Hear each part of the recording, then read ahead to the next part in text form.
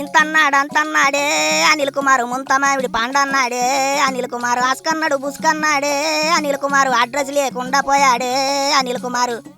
ఓ అనిల్ కుమారు, ఒకసారి అట్లా వచ్చిపోయా మెరుపుతీగా అని అడుగుతున్నారు ఇప్పుడు చాలా మంది. పోయిన 5 ఏళ్ళు ఒంగోలు జాతి గిత్తలా తెగరంకెలేహాడు. ఆ కొవ్వు పట్టిన జబ్బలేసుకొని ఏదో వస్తాదులా ఛత్రపతిలా ఫీలింగ్ అయిపోయేవాడు.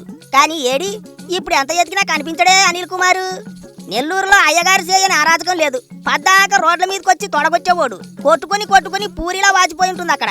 ఇప్పుడు రాడే మరి బయటికి. ఇప్పుడు కొట్టడం లేదేటి తొడ అని చాలా మంది అడుగుతున్నారు. అనిల్ కుమార్ యాదవ్ ఎక్కడే అని తెగ ఎతికేస్తున్నారు జనాలు. రాజకీయాల్లో తొడగొట్టడాలు, సవాళ్లు ఇసురుకోవటాలు చాలా కామను. కానీ కేవలం తొడలు కొట్టుకోవడానికి, ఉత్తుత్తి శపథాలు చేయడానికి మాత్రమే పనికొత్తాడు అనిల్ కుమార్ అని ఇప్పుడు పిచ్చ క్లారిటీ వచ్చేసినది ప్రజలకు. అధికారంలో ఉన్నన్నాళ్ళు అయ్యగారు నోరు తెరిస్తే చాలు అక్కడికొత్తావా ఇక్కడికొత్తావా అన్నట్టు శపథాలు చేసేవాడు. జగనన్నతో ఆడు మగాడ్రా బుజ్జి అనిపించుకోవాలని తెగ ఎగిరిపడేవాడు అనిల్ కుమార్.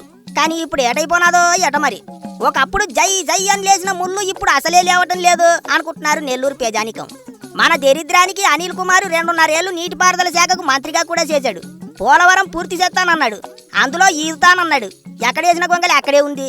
కూటమి ప్రభుత్వం వచ్చాక మళ్ళీ కొత్తగా పనులు మొదలుపెట్టారు. అవన్నీ ఏమోగాని అనిల్ కుమార్ ఏడు చేస్తున్నాడు, ఏటైపోయాడు అని అంటే, మొన్నటిదాకా అనిల్ కుమార్ వెనకమాలుండి నడిపించిన వాళ్ళంతా ఇప్పుడు కూటమి పార్టీలో చేరిపోయారట. అనిల్ కుమార్ను పక్కనెట్టి ఇప్పుడు నెల్లూరులో వాళ్ళే ఆవాస్ ఇస్తున్నారట. మొన్నటిదాకా అనిల్ కుమార్ వెనకుండి రాజకీయం చేసిన వాళ్ళు ఇప్పుడు ఆయన్నే వెనక్కి నెట్టారు అన్నట్టు. అసలు అనిల్ కుమార్ ప్రస్తుతం ఏ నియోజకవర్గానికి చెందిన నాయకుడో కూడా ఎవరికీ అర్థం కావటం లేదు. నెల్లూరు లీడర్ అని అనుకుందామంటే పోయిన ఎలక్షన్లలో నరసరావుపేట నుంచి ఎంపీగా పోటీ చేశాడు. నరసరావుపేటలోనే ఉంటా, ఇదే నా అడ్డా అన్నాడు. కానీ బొంగు భోజనం అక్కడ ఎవడు దేకటం లేదు. అటు నెల్లూరు సిటీలోనూ అనిల్ కుమార్ పేరు ఎక్కడా వినిపించడం లేదు. అనిల్ కుమారా ఆయనెవరు అంటున్నారట. పైగా వైసీపీ లీడర్లంతా ఏదో ఓ విషయంపై ప్రతిరోజు గొట్టాల ముందుకొచ్చి కూటమి పార్టీల మీద విమర్శలు చేస్తున్నారు. కానీ అనిల్ కుమార్ మాత్రం బెల్లకొట్టిన రాయిలా కూకుంటున్నాడు.